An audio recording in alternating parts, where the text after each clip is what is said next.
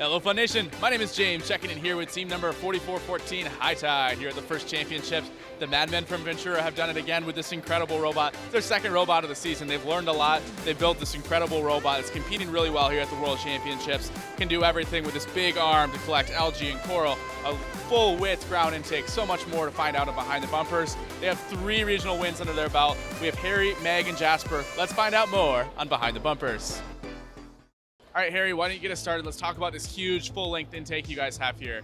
Yeah, so obviously this is our second robot of the season, and the full width ground intake was kind of one of the big things we knew we wanted on the redesign, and it was one of the most unique things that we didn't have on the first robot. So we're running hollow rollers everywhere for weight. It's all 1/8" polycarb with just 3D printed end caps, similar to 254 in 2022. We obviously have a lot of star wheels on it. We found them throughout the season in testing to be the best on the coral, just because the coral's not compliant at all, and so the star wheels really help get a lot of compliance out of the coral. We're also running a pivoting up front roller like most other teams with a ground intake, just because that helps when the coral comes in vertically like this to accommodate its big angle as it gets over the bumper. And then inside of our funnel here, we're just running 2 X44s, one on either side, spinning it in. This is something that we prototyped a lot on our first robot. And so this is pretty much copied over from the intake of our first robot as best as we could, just because we'd already done the prototyping from that and learned a lot from the geometry of it. What would you say was the most challenging part of this rebuild? Of the rebuild as a total, definitely the intake was the scariest thing, just because it was the most unsolved challenge. It's hard to you can't just solve the intake mechanically. You have to prototype it, and you're doing a lot of guesswork kind of and prototyping to figure out if it's going to work. So that was definitely the biggest question mark with the rebuild. I think that was a little bit scary going into it. Thank you, Harry. Yeah. Meg, we're going to pass it over to you to talk a little bit more about the HighTide elevator. Pretty famous. We've seen that on a lot of teams here at Champs, as well as this big arm and climber system. Yeah, so again this year, exactly like our 23 elevator, we're running an internally belt-driven elevator. For this second robot, it's a 2-stage elevator. Some differences that we've made is in our tensioning system. So now we're tensioning both the up run of the belt and the down. And so they're both wrapped around pulleys on each side. And then we have a ratchet on the back to tension those. And so that was really because with the 23 elevator, we were able to buy different gears with slightly different clocking in order to get the 2 belts to be clamped at the same spot. But with less guesswork and less of just buying random gears until you find the right combination, you can just add ratchets and tension the up and down separately to make the whole system smoother. Off of our elevator, we have this rotary arm mechanism, and so we're running it using a 10 DP gear, and then we have a laser cut plate cut by Fabworks with a 10 DP profile cut into it, and then that is what we're spinning our arm off of. For the arm, obviously we pulled a lot of inspiration from other teams, but we're running 2 6-inch X contact bearings that we're really clamping this arm along to on our elevator carriage. At the end of this arm, which is a carbon fiber tube, nothing special about it, just bought pre-length cut. And then at the end of it, we have our claw, and so this is our manipulator for both algae and coral. We embraced the super pinch for algae this year, and then it grabs coral out of this polycarb funnel system. Could we actually see the arm go up and down and see that rotary mechanism? Do L3.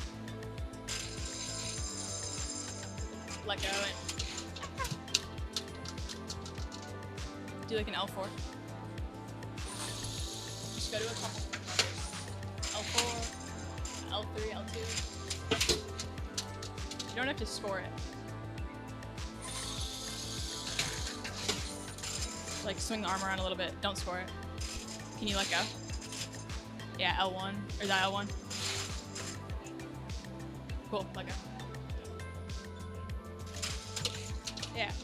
Impressive that it's able to handle those perpendicular corals so well. Well done with your prototyping. I understand you guys also have a mini fridge in your pit. What are you guys drinking this year? Yeah, fully stocked with Red Bull at all times. I love it. So as we just saw with that demo, control system here is really strong for HighTide, right? You guys clearly put a lot of work into the sensing, the programming this robot. Jasper, can you tell me a little bit more about what those keys to success for you guys were? Yeah, so on the robot we have 3 sensors, We have a sensor in the funnel right here, a sensor in the intake here, and a sensor on the claw. And with those sensors, we're able to tell where the coral is in the robot at all times. And based off of that, we're able to run a state machine on the claw to tell it what it needs to do. For example, if the claw doesn't have anything in it and the intake has something in it, then we need to go grab a coral. And so that's where you see the claw will go down and grab it and then go back to our stow position. In terms of scoring, we have all of our controls on a single driver controller. We're able to bind all of his buttons to every single action he needs to do.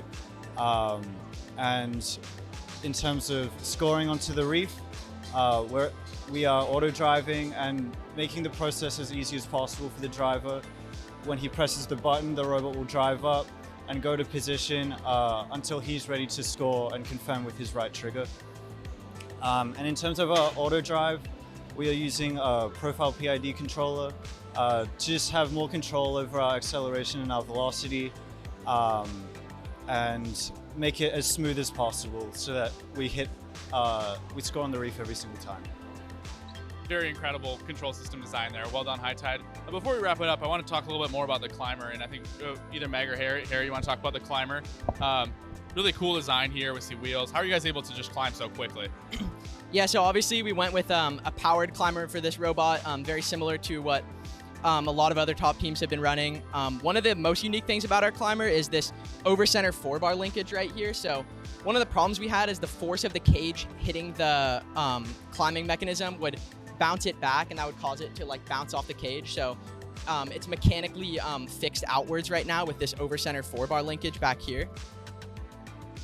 And then when the climb pulls down here, it just comes down with that linkage just like that. Very cool. Well, Team 4414 HighTide, thank you guys so much for taking the time to talk with us today on Fun Robotics Network. Best of luck to you guys at the rest of the World Championships. You guys are doing incredible. Thank you so much for helping us learn. Thank you all so much for watching. My name is James for Fun Robotics Network, signing off.